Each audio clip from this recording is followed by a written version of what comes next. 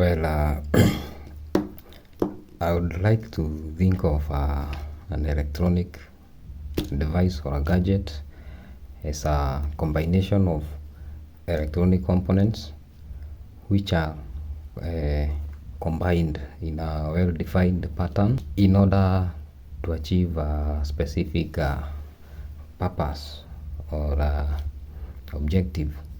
So at the heart of every electronic gadget or device, there is a circuit. This circuit is a combination of different components, electronic components, and in a well laid manner. So with me here I have a few of these components, and I'm going to go through them, and we'll see how they look, and maybe later I'll do a video on each and explain. And we also are going to look at simple circuits of how we can be able to utilize them. So let's begin. We are going to start with resistors. So a resistor is an electronic device or a component that is used to limit the amount of current flowing in a circuit. You can also combine resistors in a network in order for you to provide a specific voltage to a device. Let's say you have a microcontroller that requires 3.3 volts in order for it to work well. So you can come up with a voltage divider circuit that will give you 3.3 volt at one end and maybe an input of 5 volts. So resistors come in different forms and sizes and power ratings, starting from this kind of resistors. These are the common ones, and resistors can be made out of a carbon composition. Carbon is mixed with clay, and depending on the ratio of carbon to clay, you get different resistance values. On these common ones, we have these color bands. These color bands are the ones we use to calculate the value of the resistor, and there is a chart that we can use to look up for the figures. They come in different sizes, quarter watt, half watt, 1 watt, up to, you can even get the 5 watt, 10 watt. Here we have a 0.25 ohm resistor, which is 5 watt. It's a very big one. So the unit we use to measure the resistance of the resistor is ohms. That is the SI unit, the standard unit. So the other thing is capacitor. Capacitors also come in different shapes, sizes, and form factor. So as you can see here, for this we have two types of capacitor depending on the polarization. We have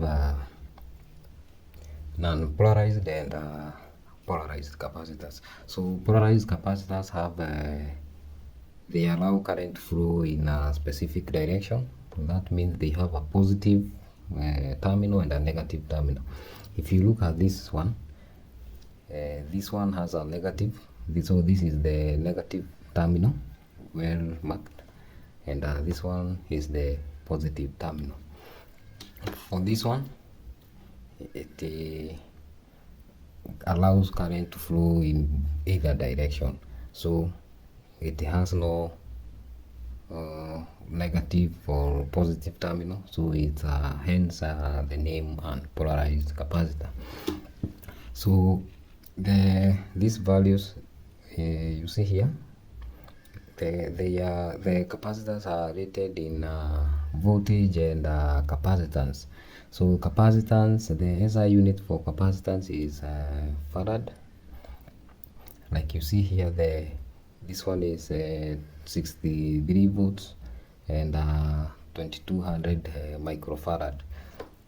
So this value depends on the circuit that you are using, but the most important thing is this the voltage rating, that is for power supplies. So if you are using a power supply of 12 volts, the rule of the thumb is to make the capacitor rating double the power supply. So if I'm using a 12 volts power supply, I'll use a 25 volt capacitor. For capacitance, this is the ability of the capacitor to store charge. So a capacitor in a circuit is used to store energy in form of charge. So as I have said, they come in different sizes and different capacitance. So we'll look that later. So the other thing is an inductor. An inductor works almost the same as a capacitor, but in a different manner. Its aim is to store energy in a circuit in form of magnetic energy. So they also come in different shapes, sizes, and you can see this one is it has like a barrel thing, and this one is a donut. So this one is a toroid. You can also they can also be used to filter the infiltration of let's say you have a power supply and you want to filter the noise from the main supply. You use one of these. You can also call them chokes. Yeah.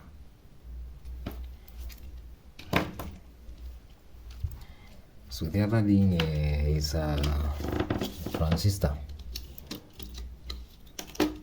Transistors they are used in a circuit as you can use them as switches, and they come in different sizes, packages, and ratings, power ratings, and you can use them in power supplies, amplifiers, and those kind of circuit. On how we use transistors, it all depends with the circuit. And before you use any transistor, you need to look at the data sheet. Each device has its own data sheet. This sheet explains all the parameters. It gives you all the basic circuits on how to use that different how to use those components. It also gives you the power ratings and maybe voltage, amperes. So the way of identifying the transistor, they usually have 3 leads. You can see 3 leads, and we have 2 types of transistors. There is BJTs or bipolar junction transistors. We have MOSFETs or metal oxide semiconductors. They all work in different ways, but we are going to look at that. The other thing is diode. Also diodes come in different sizes, voltage ratings, ampere ratings, shapes. So diodes are basically, they allow current to move in a specific direction. You see, they also come in different packages.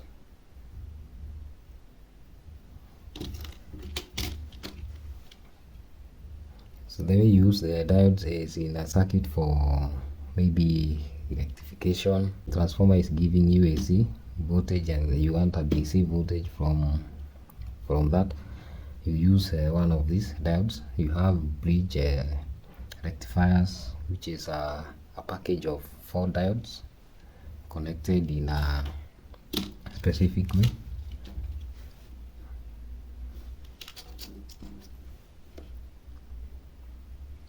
We also have Zener diodes, which we are going to look at them in a later video. Then IC chips, like this is a combination of very many millions of transistors in a circuit, then they are packaged in one, and hence the name integrated circuit. So ICs have different purposes. You have maybe processors. You have, like, this one is an audio IC. This one is an op-amp IC. Yeah. So in order for you to correctly use one of these, you also need to check out the data sheet.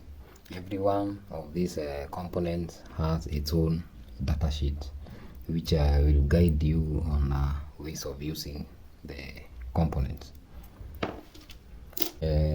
I'll make a couple of videos explaining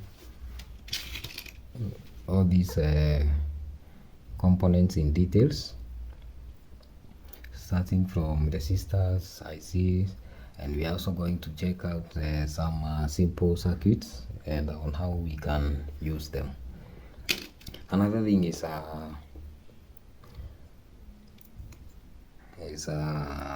this is a relay. A relay is just a switch. You apply a voltage from one side and then the switch opens on the other side, so there is that isolation. So you can use this to isolate between high voltage side and low voltage side of a circuit. Very useful.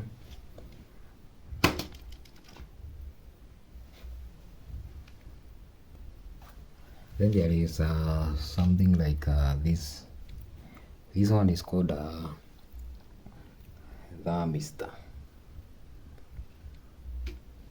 Thermistor is just a resistor whose value depends on its temperature. So you can use this one as a temperature sensor. So if the temperature increases, its value reduces, and vice versa. So I'll stop at that, and